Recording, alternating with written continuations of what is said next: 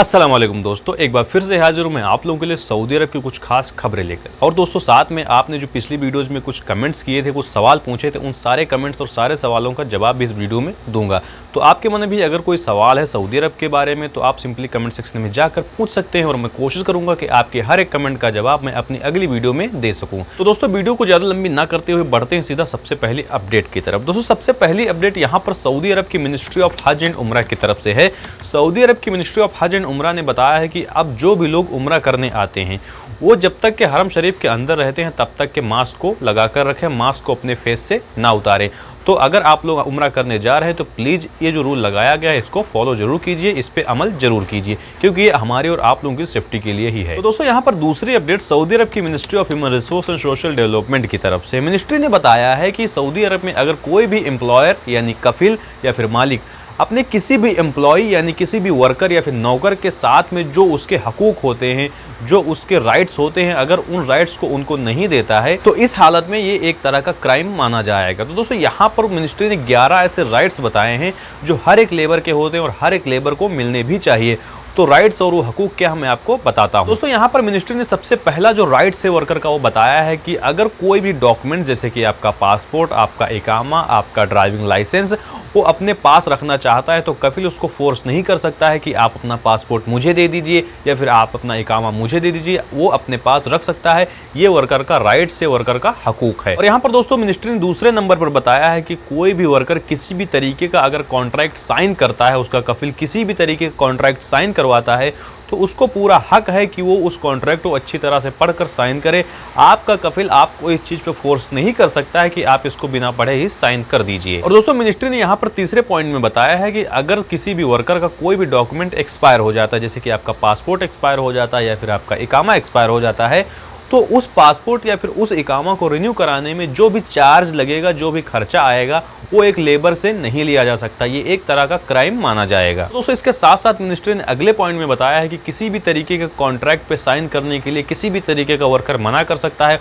वो कभी भी कह सकता है कि मैं इस कॉन्ट्रैक्ट पर साइन नहीं करूंगा। इसके साथ साथ दोस्तों मिनिस्ट्री ने यहाँ पर एक चीज और बताई है कि अगर कोई भी वर्कर है तो अगर उसका कफिल उसको किसी दूसरे बंदे के पास, किसी दूसरे के कफिल के पास काम करने के लिए भेजता है तो इस कंडीशन में भी आपका जो वर्कर है यानी कि हम और आप जो हैं तो इस कंडीशन में अपने कफिल को मना कर सकते हैं कि अब हम फलाने आदमी के पास काम करने नहीं जाएंगे। और दोस्तों मिनिस्ट्री ने अगले पॉइंट में सैलरी की बात को भी क्लियर कर दिया है। मिनिस्ट्री ने बताया है कि अगर कोई भी वर्कर का टाइम पूरा हो जाता है, 1 महीना पूरा हो जाता है, तो अपने टाइम पर उसको सैलरी मांगने का पूरा हक है। ये राइट्स उससे कोई भी नहीं छीन सकता। और यहाँ पर दोस्तों मिनिस्ट्री ने यह भी बताया है कि कोई भी वर्कर बारिश या धूप में काम करने से मना कर सकता है, लेकिन अगर उसको नेसेसरी प्रिकॉशंस नहीं दिए गए हैं। नेसेसरी प्रिकॉशंस में आ जाता है जैसे कि मान लीजिए अगर धूप लग रही है या फिर किसी कंस्ट्रक्शन साइट पे चढ़ा है तो उसको टोपी नहीं मिली है, जूते नहीं मिले हैं, जो भी सुरक्षा वाली चीजें होती हैं अगर वो आपको नहीं मिल रही है तो आप वहां पर काम करने से मना कर सकते हैं। अगले पॉइंट में मिनिस्ट्री ने यह भी क्लियर कर दिया है कि अगर कोई भी बंदा फाइनल एग्जिट मांगता है तो फाइनल एग्जिट मांगना उसका हक है, वो फाइनल एग्जिट पर जा सकता है। इसके साथ साथ एक और चीज बताई गई है कि अगर कोई भी बंदा कह रहा है कि मैं घर जाऊंगा तो उसका टिकट का जो खर्चा आएगा उसको कफिल को ही देना पड़ेगा। और दोस्तों यहाँ पर सबसे बड़ा पॉइंट जो मिनिस्ट्री ने और क्लियर कर दिया है कफाला का। मिनिस्ट्री ने बताया है कि अगर कोई भी वर्कर अपने कफिल से कफाला मांगता है तो कफाला उसका हक है, जब चाहे अपना कफाला ले सकता है, उसको कोई भी कफिल फोर्स नहीं कर सकता कि आप अपना कफाला मत लीजिए। यहाँ पर इसके साथ साथ दूसरी अपडेट भी सऊदी अरब की ministry of human resource and social development की तरफ से ही। सऊदी अरब की मिनिस्ट्री ऑफ ह्यूमन रिसोर्स ने बताया है कि अब जो लोग बाहर काम करते हैं या फिर किसी भी कंस्ट्रक्शन साइट में काम करते हैं तो वहां पर जो आपकी सेफ्टी होगी उसकी पूरी रिस्पॉन्सिबिलिटी आपका जो सेफ्टी सुपरवाइजर होगा उसकी होगी। यहाँ पर दोस्तों मिनिस्ट्री ने यह भी बता दिया है कि कौन कौन सी कंडीशन में उसकी सेफ्टी की सारी जिम्मेदारियां होंगी। सबसे पहले मिनिस्ट्री ने बताया है कि अगर कोई वर्कर किसी धूप या बारिश में काम कर रहा है तो सबसे पहले वो जो सुपरवाइजर होगा उसको ये देखना होगा कि धूप या फिर बारिश में काम करने वाले कपड़े वर्कर ने पहने हैं या फिर नहीं पहने हैं। इसके साथ साथ ये भी ध्यान रखना होगा कि उस बंदे ने जूते पहने हैं या फिर नहीं पहने हैं।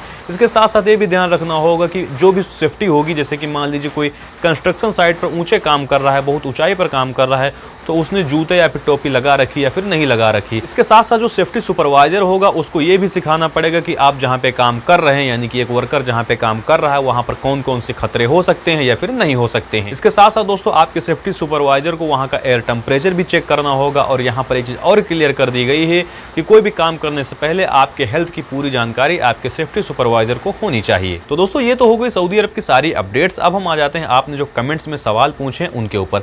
तो दोस्तों सबसे पहले यहाँ पर सवाल पूछा SM चैनल जी ने, अब इनका रियल नेम क्या है मैं नहीं जानता, लेकिन यहाँ पे पूछा है भाई कैसे पता चले कि कौन से तारीख को मैं छुट्टी गया था सऊदी अरब से और मेरा बैन ख़त्म हुआ कि नहीं 3 साल वाला, और ये अभी बैन है या ख़त्म हो गया। तो भाई मैं आपको बता दूं कि अगर आपको नहीं मालूम है कि आप किस तारीख को सऊदी से छुट्टी पे गए थे या फिर खुरूज पे गए थे, तो यहाँ पर जब आप अपना पासपोर्ट चेक करेंगे, वहाँ पर जब आप इंडिया गए होंगे तो वहाँ पर एंट्री का एक मोहर लगा होगा, और जब आप सऊदी अरब से एग्जिट मारे होंगे तो वहाँ पर भी एक मोहर लगा होगा। तो आपको कोई टेंशन लेने की ज़रूरत ही नहीं, प्रूफ आपके हाथ में, आप चेक कर सकते हैं। दूसरी कमेंट यहाँ पर आई है सोहराब अली जी की तरफ से। ये भाई पूछते भैया ग्रुप का बारे में कोई निज़ाम आया है सुबह खास? भाई आपकी कमेंट्स में समझ नहीं पा रहा हूँ, आप थोड़ा प्लीज़ दोबारा ट्राई कर लीजिए। सॉरी मैं समझ नहीं पा रहा हूँ कि आप कहना क्या चाहते हैं। दूसरी कमेंट यहाँ पर है मोहम्मद शोएब की तरफ से। सर मेरी flight Delhi to Riyadh to Abha है, अराइवल रजिस्ट्रेशन में फ़्लाइट का कौन सा रहेगा?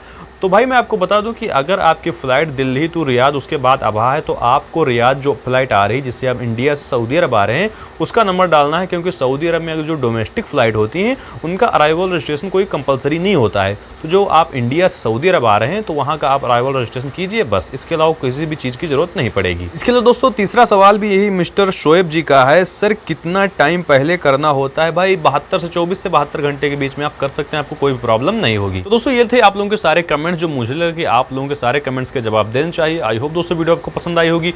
वीडियो पसंद आई तो वीडियो को लाइक कीजिए, चैनल पर नए चैनल को सब्सक्राइब करके बेल आइकन को जरूर दबा दीजिए, क्योंकि ऐसे यूजफुल वीडियोस यहाँ पर आपको मिलती रहती हैं। मिलते हैं आपको अगली वीडियो में किसी अगले टॉपिक के साथ।